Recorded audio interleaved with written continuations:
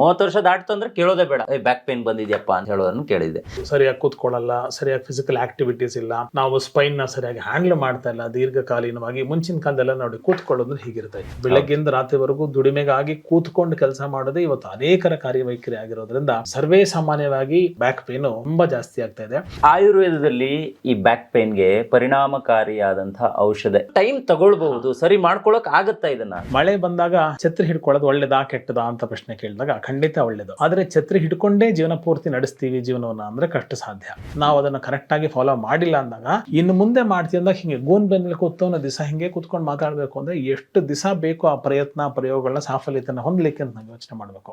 ವೀಕ್ಷಕರೇ, be better ಅರ್ಪಿಸುವ ವಿಶೇಷ ಕಾರ್ಯಕ್ರಮಕ್ಕೆ ನಿಮ್ಮೆಲ್ಲರಿಗೂ ಕೂಡ ಆತ್ಮೀಯವಾದ ಸ್ವಾಗತ. ಇವತ್ತಿನ ದಿನಮಾನಸದಲ್ಲಿ ಈ ಬ್ಯಾಕ್ ಪೈನ್ ಅನ್ನೋದಿದೆಯಲ್ಲ, ಇದು ಸಣ್ಣವರಿರ್ಲಿ, ದೊಡ್ಡವರಿರ್ಲಿ, ತೆಳ್ಳಗಿರ್ಲಿ, ದಪ್ಪಗಿರ್ಲಿ, ಎಲ್ಲರಿಗೂ ಕೂಡ ಕಾಮನ್ ಫ್ಯಾಕ್ಟ್ ಆಗಿ ಕಾಡ್ತಾ ಇದೆ. ಬಹುಶಃ ಬ್ಯಾಕ್ ಪೈನ್ ಬಂದವನಿಗೆ ಗೊತ್ತು ಇದರ ನೋವು ಹೇಗಿರುತ್ತೆ, ಯಪ್ಪ ಯಾಕಾದ್ರೂ ಈ ಬದುಕು ಬಂದಿದೆ ಅಂತ ಸುಮಾರು ಜನ ಹೇಳೋದನ್ನ ನಾನು ಕೂಡ ಕೇಳಿಸ್ಕೊಂಡಿದ್ದೀನಿ. ಹಾಗಾಗಿ ಇದ್ರ ಬಗ್ಗೆ ಒಂದಿಷ್ಟು ಮಾಹಿತಿಯನ್ನ ಕೊಡಬೇಕು, ಮಾತಾಡಬೇಕು. ಯಾಕೆ ಬ್ಯಾಕ್ ಪೈನ್ ಬರುತ್ತೆ, ಬಂದ್ರೆ ನಾವ್ ಏನ್ ಮಾಡ್ಬೇಕು, ಇದಕ್ಕೇನಾದ್ರೂ ಆಯುರ್ವೇದದಲ್ಲಿ ಔಷಧಗಳು ಇದೆಯಾ, ಇದ್ರೆ ಅದೇನು, ಎಲ್ಲದರ ಬಗ್ಗೆ ಒಂದಿಷ್ಟು ಮಾತಾಡೋದಕ್ಕೆ ನಾನು ಇವತ್ತು ಕೂಡ ನನ್ನ ಕಾರ್ಯಕ್ರಮದಲ್ಲಿ ಡಾಕ್ಟರ್ CA ಕಿಶೋರ್ ಅವರನ್ನ ಜಾಯಿನ್ ಮಾಡಿಸ್ಕೊಂಡಿದ್ದೀನಿ. ಬನ್ನಿ, ನಿಮ್ಮೆಲ್ಲರ ಪರವಾಗಿ ಇವತ್ತಿನ ಕಾರ್ಯಕ್ರಮಕ್ಕೆ ಅವರನ್ನ ಆತ್ಮೀಯವಾಗಿ ಸ್ವಾಗತವನ್ನು ಕೊಡ್ತಾ ಇದ್ದೀನಿ. ಡಾಕ್ಟರ್, ಕಾರ್ಯಕ್ರಮಕ್ಕೆ ಸ್ವಾಗತ. ಕಳೆದ 2 ದಶಕಗಳಿಂದ ನೀವು ಮುದ್ರಣ ಮಾಧ್ಯಮ ಇರಬಹುದು ಅಥವಾ ವಿದ್ಯುನ್ಮಾನ ಕ್ಷೇತ್ರಗಳಲ್ಲಿ ಸಾಕಷ್ಟು ಕೆಲಸಗಳನ್ನು ಮಾಡಿದ್ದೀರಾ. ಆಯುರ್ವೇದ ವಿಭಾಗದಲ್ಲೂ ತಮ್ಮನ್ನ ತಾನು ತೊಡಗಿಸಿಕೊಂಡು ಅನೇಕರಿಗೆ ನೀವು ತುಂಬಾ ಸಹಾಯವನ್ನು ಮಾಡಿದ್ದೀರಾ ಅನ್ನೋದು ಗೊತ್ತಿರುವಂತಹ ವಿಚಾರ. ಹಾಗಾಗಿ ನೀವೇ ಸರಿಯಾದ ವ್ಯಕ್ತಿ, ಸೂಕ್ತವಾದ ವ್ಯಕ್ತಿ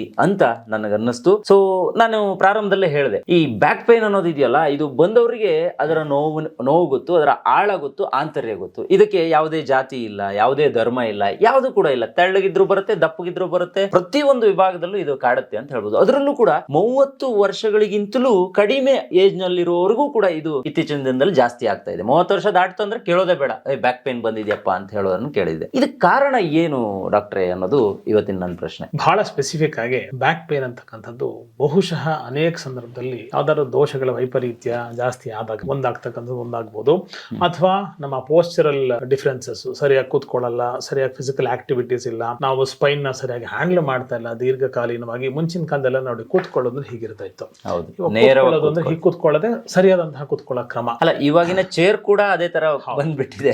ಹೀಗೆ ಅನೇಕ ವಿಧವಾದಂತಹ ಪಾಸ್ಚರಲ್ ಮಾಡಿಫಿಕೇಶನ್ಸ್ ನ ನೆಗೆಟಿವ್ ವೇ ನಾವು ಮಾಡ್ಕೊಳ್ಳೋದು ಕೂಡ ಒನ್ ಆಫ್ ದ ರೀಸನ್ಸ್ ಇರಬಹುದು. ಇವತ್ತು ಸಯಾಟಿಕಾ ಕೂಡ ಮೋಸ್ಟ್ ಕಾಮನ್ ಆಗಿ ಕಾಣ್ತಾ ಇದೆ. ಆಮೇಲೆ ಅತಿ ಹೆಚ್ಚಿನ ರೀತಿಯಲ್ಲಿ ಇವತ್ತು ಬೈಕ್ ಡ್ರೈವಿಂಗ್ ಆಗಿರ್ಬೋದು, ಹಂಪುಗಳು, ಅನೇಕ ವಿಧವಾದಂತಹ ಲೈಫ್ ಸ್ಟೈಲ್ಸ್, ಅನೇಕ ವಿಧವಾದಂತಹ ಬಾಡಿ ಪೋಸ್ಚರ್ ಅಲ್ಲಿ ಮಾಡಿಫಿಕೇಶನ್ಸ್, ಆಮೇಲೆ ಅನೇಕ ಸಂದರ್ಭದಲ್ಲಿ ಫಿಸಿಕಲ್ ಆಕ್ಟಿವಿಟಿ ಅನ್ನೋದು ಇಲ್ಲವೇ ಇಲ್ಲ. ಬೆಳಗ್ಗಿಂದ ರಾತ್ರಿವರೆಗೂ ದುಡಿಮೆಗಾಗಿ ಕೂತ್ಕೊಂಡು ಕೆಲಸ ಮಾಡೋದೇ ಇವತ್ತು ಅನೇಕರ ಕಾರ್ಯವೈಖರಿ ಆಗಿರೋದ್ರಿಂದ ಸರ್ವೇ ಸಾಮಾನ್ಯವಾಗಿ ಗಮನೀಯವಾಗಿ ಬ್ಯಾಕ್ ಪೇನ್ ತುಂಬಾ ಜಾಸ್ತಿ ಆಗ್ತಾ ಇದೆ. ಅದರಲ್ಲೂ ಕೂಡ ಮಹಿಳೆಯರು 30 ಇಯರ್ಸ್ ಆಸ್ಪಾಸು ಅಥವಾ post menopausal age, almost 45 to 55 range ಅನ್ನು ನಾವೇನ್ ಕರಿತೀವಿ, ಆ ಒಂದು ಸಂದರ್ಭದಲ್ಲಿ ಸಿಕ್ಕಾಪಟ್ಟೆ ಲೋಯರ್ ಬ್ಯಾಕ್ ಪೇನ್ ಬರ್ತಾ ಇದೆ ಅಂತ ಹೇಳಿ ದೀರ್ಘಕಾಲೀನವಾಗಿ ಕಂಪ್ಲೇಂಟ್ ಕೊಟ್ಕೊಂಡು ಜೀವನವನ್ನು ನಡೆಸ್ತಕ್ಕಂಥ ಒಂದು ದುಸ್ಥಿತಿಗೆ ಸರ್ವೇ ಸಾಮಾನ್ಯವಾಗಿ ಬಂದಿರತಕ್ಕಂಥದ್ದು ಬಹಳ ಶೋಚನೀಯವಾದಂತಹ ಒಂದು ವಿಚಾರ. ಸೊ ಈ ಆಯುರ್ವೇದದಲ್ಲಿ ಈ ಬ್ಯಾಕ್ ಪೇನ್ಗೆ ಪರಿಣಾಮಕಾರಿಯಾದಂತಹ ಔಷಧ ಇದೆ ಅನ್ನೋದನ್ನ ಕೇಳ್ಪಟ್ಟಿದ್ದೆ. ಯಾವೆಲ್ಲ ರೀತಿಯಲ್ಲಿ ನೀವು ಇದನ್ನ ಹೇಳ್ಬಹುದು, ವಿಸ್ತಾರವಾಗಿ ತಿಳಿಸೋದಾದ್ರೆ ಅಂತ? ಅನೇಕ ದ್ರವ್ಯಗಳು ಆಯುರ್ವೇದದಲ್ಲಿ ಉಲ್ಲೇಖ ಆಗಿರತಕ್ಕಂಥದ್ದು, ನಿರ್ಗುಂಡಿ ಆಗಿರ್ಬೋದು, ರಾಸ್ನ ಆಗಿರ್ಬೋದು, ಏರೆಂಡ ಅಂದ್ರೆ ಔಡ್ಲೆಲೆ ಅಥವಾ ಹರಳೆ ಅಂತ ಕರಿತೀವಿ, ದೇವದಾರ ಆಗಿರ್ಬೋದು, ದಶಮೂಲ ಆಗಿರ್ಬೋದು, ಹೀಗೆ ಕ್ಷೀರ್ಬಲ ಆಗಿರ್ಬೋದು. ಸ್ಪೆಸಿಫಿಕ್ ಆಗಿ ನಾವು ಈ ಕಾಂಬಿನೇಷನ್, ಪರ್ಮಿಟೇಷನ್ ಅಂಡ್ ಕಾಂಬಿನೇಷನ್ ಅಂತ ಹೇಳ್ತೀವಿ. ಇದಕ್ಕೆ ಅನುಗುಣವಾಗಿ ನಾವು ಫೋಕಸ್ ಅನ್ನ ಮಾಡಿ ಒಂದು ಪೇಷಂಟ್ ಮೇಲೆ ಪ್ರಯೋಗ ಮಾಡಿದಾಗ ಓರಲ್ ಫಾರ್ಮ್ಯಾಟ್ ಅಲ್ಲಿ ಎಕ್ಸ್ಟರ್ನಲ್ ಅಭ್ಯಂಗ ಆಗಿರ್ಬೋದು, ಮಸಾಜ್ ಆಗಿರ್ಬೋದು, ಪಂಚಕರ್ಮ ಆಗಿರೋದು ಅದು ಒಂದು ಭಾಗ. ಓರಲಿ ಇದರೆಲ್ಲರ ದ್ರವ್ಯಗಳ ಪರ್ಮಿಟೇಷನ್ ಮತ್ತೆ ಕಾಂಬಿನೇಷನ್ ಅನ್ನು ನಾವು ಪೇಷಂಟ್ ನ ಮೇಲೆ ಪ್ರಯೋಗವನ್ನ ವಿಚಾರಾತ್ಮಕವಾಗಿ ವಿವೇಚನಾತ್ಮಕವಾಗಿ ಮಾಡಿದಾಗ ಅದು ತನ್ನದಂತಹ ಒಂದು ಪಾಸಿಟಿವ್ ಬೆನಿಫಿಟ್ ನ ದೀರ್ಘಕಾಲೀನ ಕೊಡುತ್ತೆ. 2 ಫೋಕಸ್ ಅನ್ನ ಮಾಡಬೇಕು. ಒಂದು ಲಾಕ್ಷಣಿಕ ಚಿಕಿತ್ಸೆ ಅಂದ್ರೆ ಸಿಂಪ್ಟಮ್ಯಾಟಿಕ್ ಟ್ರೀಟ್ಮೆಂಟ್, ಇದು later part. Systematic approach initial part. System ನಾವು ಸರಿ ಮಾಡಬೇಕು, ಯಾವ ಹಂತಕ್ಕೆ ಯಾವ ಕಾರಣ ಇದೆ ಅದನ್ನ ನಾವು ಫೋಕಸ್ ಮಾಡಬೇಕು. ಈಗ ಸರಿಯಾಗಿ ಕೂತ್ಕೊಳ್ಬೇಕು, ಗಾಡಿ ರೈಡ್ ಮಾಡುವಾಗ ಕೆಲವೊಂದು ಡಿಸಿಪ್ಲಿನ್ ನ ಫಾಲೋ ಮಾಡಿ, ಹಂಪುಗಳಲ್ಲಿ ಆಗಿರ್ಬೋದು, ಗಾಡಿಯ shock absorber most of the reasons spine back pain ಜಾಸ್ತಿ ಆಗಕ್ಕಾಗತ್ತೆ. ಅನೇಕ ಸಂದರ್ಭದಲ್ಲಿ ನಿಂತ್ಕೊಳ್ಳೋದು ಕಡಿಮೆ, ಕೂತ್ಕೊಳ್ಳೋದು ಜಾಸ್ತಿ, ನೆಲದ ಮೇಲೆ ಕೂತ್ಕೊಳ್ಳೋ ಅಭ್ಯಾಸವೇ ಕಳ್ಕೊಂಡ್ಬಿಟ್ಟಿದ್ವಿ. ಇಂಡಿಯನ್ ಟಾಯ್ಲೆಟ್ ನ ಯೂಸ್ ಮಾಡದೇ ಇರತಕ್ಕಂತ ಪರಿಸ್ಥಿತಿ, ವೆಸ್ಟರ್ನ್ ಕಮೋಡ್ ನ ಸರ್ವರು ಮನೆಯಲ್ಲಿ ಯೂಸ್ ಮಾಡತಕ್ಕಂತಹ ಪರಿಸ್ಥಿತಿ, ಅಥವಾ ಅತಿ ಹೆಚ್ಚು ಮೆಟ್ಲು ಹತ್ತಿ ಇಳಿಯೋದು, ಅಥವಾ ಶ್ರಮಿಕ ವರ್ಗ ಅತ್ಯಂತ ಹೆಚ್ಚು ಭಾರವನ್ನ ಹೊತ್ಕೊಂಡು ಅತಿ ಹೆಚ್ಚು ಭಾರವನ್ನ ಸದಾಕಾಲ ಸರ್ವಕಾಲ ಹೊರತಾ ಇರತಕ್ಕಂಥದ್ದು. ಅನೇಕ ಕಾರಣ ಕಾರಣಗಳು ಬ್ಯಾಕ್ ಪೇನ್ಗೆ ಎಡೆ ಮಾಡ್ಕೊಡ್ತಕ್ಕಂಥದ್ದು, ಅದಕ್ಕೆ ಕಾರಣೀಭೂತವಾಗ್ತಕ್ಕಂಥದ್ದನ್ನ ನಾವು ಅರ್ಥ ಮಾಡ್ಕೊಳ್ಬೇಕು. Back pain is a common term, but the cause for the back pain is a very specific etiology. ಅದನ್ನ ನೋಡ್ಕೊಂಡು ನಾವು ಹ್ಯಾಂಡಲ್ ಮಾಡ್ತಕ್ಕಂಥದ್ದು ಸರ್ವತಃ ಸೂಕ್ತ ಅಂತ ಅನ್ಸುತ್ತೆ. ನೋಡಿ ವೀಕ್ಷಕರೇ, ಯಾರಾದ್ರೂ ಈ ಕಾರ್ಯಕ್ರಮವನ್ನ ನೋಡುವವರು, ಸೊ ನಿಮ್ಗೇನಾದ್ರೂ ಬ್ಯಾಕ್ ಪೇನ್ ಇದ್ರೆ ಅಥವಾ ಈ ಬೆನ್ನು ನೋವಿನ ಸಮಸ್ಯೆಯಿಂದ ನೀವು ತುಂಬಾ ಬಳಲ್ತಾ ಇದ್ರೆ, ನಿಮ್ಗೆ ಬಿ ಬೆಟರ್ ಅವರ ಸ್ಪೈನ್ ಊರ್ಜಾ ಅನ್ನುವಂತ ಒಂದು ಪ್ರಾಡಕ್ಟ್ ಅನ್ನು ನಾವು ಏನ್ ತೋರಿಸಿದೀವಿ ಈ ಕಾರ್ಯಕ್ರಮದಲ್ಲಿ, ಸೊ ಅದನ್ನ ನಿಮ್ಮ ಮನೆ ಬಾಗಿಲಿಗೆ ನೀವು ತರಿಸ್ಕೋಬಹುದು. ಇನ್ನೂ ಹೆಚ್ಚಿನ ಮಾಹಿತಿ ನಿಮ್ಗೆ ಬೇಕು ಅಂದ್ರೂ ಕೂಡ ಈ ವಿಡಿಯೋದ ಮೇಲ್ಗಡೆ ಏನ್ ನಂಬರ್ ಕಾಣಿಸ್ತಿದೆ ಅವರಿಗೆ ನೇರವಾಗಿ ಕರೆ ಮಾಡಿ ತಜ್ಞರಿಂದ ನೀವು ಕೂಡ ಒಂದಿಷ್ಟು ಸಲಹೆಗಳನ್ನ ಪಡ್ಕೋಬಹುದು. ಜೊತೆಗೆ ಈ ಒಂದು ಪ್ರಾಡಕ್ಟ್ ಅನ್ನ ನಿಮ್ಮ ಮನೆ ಬಾಗಿಲಿಗೆ ನೀವು ತರಿಸ್ಕೋಬೇಕು ಅಂದ್ರೂ ಕೂಡ ಅಮೆಝಾನ್ ಲಿಂಕ್ ಕೂಡ ಡಿಸ್ಕ್ರಿಪ್ಷನ್ ಬಾಕ್ಸ್ ಅಲ್ಲಿ ಇರುತ್ತೆ. ಸೊ ಅದಕ್ಕೆ ಕ್ಲಿಕ್ ಮಾಡಿ ನೀವು ಇದನ್ನ ಬೈ ಮಾಡಬಹುದು ಅಂತ ಹೇಳ್ತಾ, ಡಾಕ್ಟ್ರೆ, ಈ ಔಷಧಿಯ ತಯಾರಿಕೆಯಲ್ಲಿ ತೈಲಪಾಕ ವಿಧಿ ಅನ್ನೋದನ್ನ ಒಂದು ಚಾಪ್ಟರ್ ನ ನಾನು ಕೇಳಿದ್ದೆ. ಸೊ ಇದರ ಒಂದು ಪಾತ್ರ ಏನಿರುತ್ತೆ? ತೈಲಪಾಕ ವಿಧಿಯಲ್ಲಿ ಏನಂದ್ರೆ micro absorption of all the herbs in the right form in the right way to be transformed into medicine. ಅಂದ್ರೆ ಒಂದು ದ್ರವ್ಯದ ಸೂಕ್ಷ್ಮಾತಿ ಸೂಕ್ಷ್ಮ ಅಂಶಗಳು ಎಣ್ಣೆಯನ್ನ ದೀರ್ಘಕಾಲೀನವಾಗಿ ವೈದ್ಯಕೀಯವಾದಂತಹ ರೀತಿಯಿಂದ ಸಂಸ್ಕರಿಸಿ ಬಿಸಿ ಮಾಡಿ ಶೋಧಿಸಿ ಅದರ ಪರಿವರ್ತಿತವಾಗಿ ನಾವು ಅದಕ್ಕೆ ಹರ್ಬ್ಸ್ ಎಲ್ಲ ಆಡ್ ಮಾಡಿ ಎಕ್ಸ್ಟ್ರಾಕ್ಟ್ ಮಾಡೋದ್ರಿಂದ active principles of the drug, ಒಂದು ಔಷಧಿಯ ಸರ್ವ ಸೂಕ್ಷ್ಮ ಭಾಗ ಆ ತೈಲದಲ್ಲಿ ಸಂಪೂರ್ಣವಾಗಿ ಅಂತರ್ಗತವಾಗಿ ಅದು ಮತ್ತೆ ಪರಿಶುದ್ಧವಾಗಿ ಅದು ಆಭ್ಯಂತರವಾಗಿ ಸೇವನೆ ಮಾಡ್ತಕ್ಕಂತಹ ದೃಷ್ಟಿಕೋನದಲ್ಲಿ ತನ್ನ ಪೊಟೆನ್ಸಿಯನ್ನ, ತನ್ನ ಶಕ್ತಿಯನ್ನ ಮತ್ತಷ್ಟು ಮಗದಷ್ಟು ಜಾಸ್ತಿ ಆಗ್ತಕ್ಕಂಥ ದೃಷ್ಟಿಕೋನದಲ್ಲಿ ತೈಲಪಾಕ ವಿಧಿ ಒಂದು ವಿಶೇಷವಾದಂತಹ ಪಾತ್ರವನ್ನ ಯಾವುದೇ ಔಷಧಿ ತಯಾರಿಕೆಯಲ್ಲಿ, ವಿಶೇಷತಃ ಆಯುರ್ವೇದ ನಾವು ಟ್ರೆಡಿಷನಲ್ ಮೆಡಿಸಿನ್ಸ್ ಪ್ರಿಪರೇಷನ್ಸ್ ಅಲ್ಲಿ ತೈಲಪಾಕ ವಿಧಿಯನ್ನ ಸರ್ವತಃ ಬಳಸ್ತಾ ಬರ್ತಿರ್ತೀವಿ.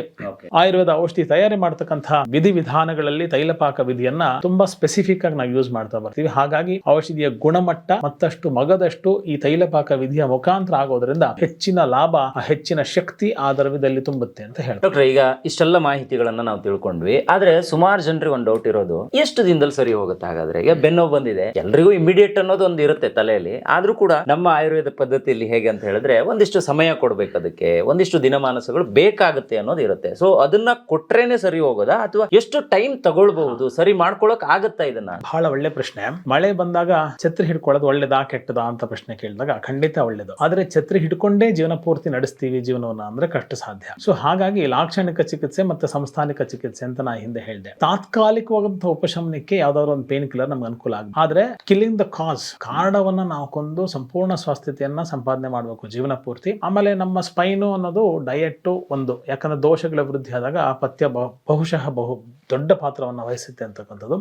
ಲೈಫ್ ಸ್ಟೈಲು, ಜೀವನ ಶೈಲಿ, ನಾವು ಹೆಂಗೆ ಕೂತ್ಕೊಳ್ತೀವಿ, ಹೆಂಗೆ ನಡಿತೀವಿ, ನಮ್ಮ ಸ್ಪೈನನ್ನು ನಾವು ಎಷ್ಟು ಚೆನ್ನಾಗಿ ಕಾಪಾಡ್ಕೊಳ್ತೀವಿ, ಅದು ಇಷ್ಟು ದಿವಸ ಕೆಟ್ಟಿದ್ರೆ ನಾವು ಅದನ್ನು ಕರೆಕ್ಟಾಗಿ ಫಾಲೋ ಮಾಡಿಲ್ಲ ಅಂದಾಗ ಇನ್ನು ಮುಂದೆ ಮಾಡ್ತೀವಿ ಅಂದಾಗ ಹಿಂಗೆ ಗೂನ್ ಬೆನ್ನಲ್ಲಿ ಕೂತವನ್ನ ದಿವಸ ಹಿಂಗೆ ಕೂತ್ಕೊಂಡು ಮಾತಾಡಬೇಕು ಅಂದರೆ ಎಷ್ಟು ದಿವಸ ಬೇಕು ಆ ಪ್ರಯತ್ನ ಪ್ರಯೋಗಗಳನ್ನ ಸಾಫಲ್ಯತೆಯನ್ನು ಹೊಂದಲಿಕ್ಕೆ ಅಂತ ನಾವು ಯೋಚನೆ ಮಾಡಬೇಕು. ಹಾಗಾಗಿ ದೋಷಗಳನ್ನು ನಾವು ಕಂಟ್ರೋಲ್ ಮಾಡಬೇಕು, ಲೈಫ್ ಸ್ಟೈಲ್ಸ್ನ ಚೇಂಜ್ ಮಾಡಬೇಕು, ಫಿಸಿಕಲ್ ಪೋಸ್ಚರ್ನ ಕರೆಕ್ಟ್ ಮಾಡ್ಕೋಬೇಕು, ಕೆಲವೊಂದು ಎಕ್ಸಸೈಸ್ನ ಮಾಡಬೇಕು, ಜೊತೆಗೆ ಮೆಡಿಕೇಶನ್ಸು ಈಗ ನಾನೇನು ಹೇಳಿದೆ ಅನೇಕವಾದಂತಹ ವಾತಾಹಾರ ದ್ರವ್ಯಗಳಾಗಿರ್ಬೋದು, ತತ್ಸಂಬಂಧಿತವಾದಂತಹ ಹರ್ಬ್ಸ್ ನಮ್ಗೆ ಏನು ಅನುಕೂಲ ಆಗುತ್ತೆ ಅಂತ ನಾನು ಹೇಳ್ತಾ ಇದ್ದೆ, ಅದು ಡೆಫಿನೆಟ್ಲಿ ತನ್ನದಂತಹ ಕೆಲಸ ಮಾಡಲಿಕ್ಕೆ 3 ರಿಂದ 4 ತಿಂಗಳ ಕಾಲ ಬೇಕು. ದೀರ್ಘಕಾಲೀನವಾಗಿ ನಾವು ಈ ಹರ್ಬ್ಸ್ ನ ಸೇವನೆ ಮಾಡ್ತಾ ಬರ್ತಿದ್ದಾಗ slow and steady wins the race ನಮ್ಗೆಲ್ಲರಿಗೂ ಗೊತ್ತಿರತಕ್ಕಂಥ ಒಂದು ಪದ್ಧತಿ. ನಿಧಾನವಾಗಿ ಕೆಲಸ ಮಾಡುತ್ತೆ, ಕ್ರಮಬದ್ಧವಾಗಿ ಕೆಲಸ ಮಾಡುತ್ತೆ, ಸಮಸ್ಯೆಗೆ ಅನುಗುಣವಾಗಿ ಕೆಲಸ ಮಾಡುತ್ತೆ, ಬಹುಬೇಗ ಸಮಸ್ಯೆಯಿಂದ ಹೊರಗೆ ಬರ್ತಕ್ಕಂಥ ರೀತಿಯಲ್ಲಿ ಕೆಲಸ ಮಾಡುತ್ತೆ. ಹಾಗಾಗಿ time tested is always most trusted ಅಂತಕ್ಕಂಥ ಒಂದು ಕಾನ್ಸೆಪ್ಟ್ ನ ನಾವು ಇಟ್ಕೊಂಡು ನಿಧಾನಕ್ಕೆ ಈ ಹಿಂದೆ ಹೇಳಿರ್ತಕ್ಕಂಥ ಎಲ್ಲ ದ್ರವ್ಯಗಳ ಅನುಭೂತಿಯನ್ನ ಇವತ್ತಿನ ಮಟ್ಟಿಗೆ ಸಂಸ್ಕರಿತ ರೂಪದಲ್ಲಿ ನಾಳೆಗೆ ಯಾವುದೇ ರೀತಿಯಾದಂತಹ ತೊಂದರೆ ಇಲ್ಲದೆ ಬಳಸ್ತಕ್ಕಂಥದ್ದು ಆರೋಗ್ಯ ಯಶಸ್ಸಿನ ಮೂಲ ಮಂತ್ರ ಅಂತ ಹೇಳಿ. ಖಂಡಿತ ಡಾಕ್ಟರ್ ಹೇಳಿರುವಂತಹ ವಿಚಾರಗಳನ್ನ ಈ ಹಿಂದೆಯೂ ಕೂಡ ಸುಮಾರು ಜನರ ಹತ್ರ ನಾನು ಕೇಳಿದ್ದೆ. ಯಾಕಂತ ಹೇಳಿದ್ರೆ ನಾವು ಏನೇ ಸಮಸ್ಯೆ ಇದ್ರು ಅದಕ್ಕೆ ನಮ್ಮ ಆಯುರ್ವೇದ ಪದ್ಧತಿಯಲ್ಲಿ ಒಂದಿಷ್ಟು ಸಮಯವನ್ನ ಕೊಡಬೇಕು, ಮತ್ತೆ ನಾವು ಏನ್ ಮೆಡಿಸಿನ್ ಅನ್ನ ಮಾಡ್ತಾ ಇರ್ತೀವಿ ಅದು ಪರ್ಫೆಕ್ಟ್ ಆಗಿ ಮಾಡಬೇಕು, ಅಲ್ಲಿ ಒಂದು ಡಯಟ್ ಮೇಂಟೈನ್ ಆಗೋದು ವೆರಿ ಇಂಪಾರ್ಟೆಂಟ್ ಆಗುತ್ತೆ ಅನ್ನುವಂಥ ವಿಚಾರ ಇವತ್ತಿನ ಕಾರ್ಯಕ್ರಮದಲ್ಲಿ ಗೊತ್ತಾಯ್ತು. ಸೊ ಯಾರಿಗಾದ್ರೂ ಬೆನ್ನು ನೋವಿದ್ರೆ ಅಥವಾ ಏನಾದ್ರೂ ಈ ರೀತಿಯ ಸಮಸ್ಯೆಯಿಂದ ನೀವು ಬಳಲ್ತಾ ಇದ್ರೆ ಇಲ್ಲಿ ನಾವೇನು ತೋರಿಸ್ತಿದೀವಿ ಸ್ಪೈನ್ ಊರ್ಜಾ, ಇದನ್ನು ಕೂಡ ನೀವು ಬಳಕೆ ಮಾಡಬಹುದು. ನಿಮ್ಗೆ ಬೇಕು ಅಂತಿದ್ರೆ ಕಾಂಟ್ಯಾಕ್ಟ್ ನಂಬರ್ ಡಿಸ್ಪ್ಲೇ ಆಗಿರುತ್ತೆ, ಸೊ ಆ ನಂಬರ್ಗೆ ಕರೆ ಮಾಡಿ, ಸೊ ನೀವು ಇದನ್ನ ಮನೆ ಬಾಗಿಲಿಗೆ ತರಿಸ್ಕೋಬಹುದು. ಬಿ ಬೆಟರ್ ಕಂಪನಿ ಔಷಧ ನಾನು ನನ್ನ ಫ್ಯಾಮಿಲಿ ಯೂಸ್ ಮಾಡ್ತಾ ಇದ್ದೀವಿ. ಡೈಲಿ 2 ಡೋಸ್, ತುಂಬ ಚೆನ್ನಾಗಿ ಕೆಲಸ ಮಾಡುತ್ತೆ. ಬಿ ಬೆಟರ್ ಅವರ ಅಶ್ವಗಂಧನ ಯೂಸ್ ಮಾಡ್ತಾ ಇದ್ದೀನಿ, ನೋವೆಲ್ಲ ಕಮ್ಮಿ ಆಗಿದೆ, ತುಂಬ ಚೆನ್ನಾಗಿದೆ, ಇದಕ್ಕೆ ಸೈಡ್ ಎಫೆಕ್ಟ್ ಏನೂ ಇಲ್ಲ. 2 ಬಾಟ್ಲ್ ಯೂಸ್ ಮಾಡಿದ್ಮೇಲೆ ಮುಕ್ಕಾಲ್ ಭಾಗ ನೋವಾಯ್ತು. ಬಾಡಿಯಲ್ಲಿ ಏನೋ ಒಂಥರ ಉತ್ಸಾಹ. ಪ್ರತಿಯೊಬ್ರು ಕೂಡ ಇದನ್ನ ನಂಬಿ ನೀವು ಬಳಸಬಹುದು. ಬಿ ಬೆಟರ್ ಅವರ ಟ್ಯಾಬ್ಲೆಟ್ ಅನ್ನ ತರಿಸ್ಕೊಂಡು ತಿಂದ್ಮೇಲೆ ನೋವೆಲ್ಲ ಕಮ್ಮಿ ಆಯ್ತು. Be better joint support order ಮಾಡಿ ನಾನು ತಗೊಂಡೆ. 1.5 ತಿಂಗಳಲ್ಲಿ ನನ್ನ ಕಾಲ್ ನೋವೆಲ್ಲ ಪೂರ್ತಿಯಾಗಿ ಗುಣ ಆಯ್ತು. ಬಿ ಬೆಟರ್ ಮಧುಮೇಹ ಟ್ಯಾಬ್ಲೆಟ್ ತಗೊಂಡೆ. 6 ತಿಂಗಳು ಯೂಸ್ ಮಾಡಿದೆ. ನಂಗೆ ಒಳ್ಳೆ ರಿಸಲ್ಟ್ ಬಂತು. ನಾನೇ 2 ಬಾಕ್ಸ್ ಯೂಸ್ ಮಾಡಿದ್ಮೇಲೆ ಪೂರ್ತಿ ರಿಸಲ್ಟ್ ಬಂತು.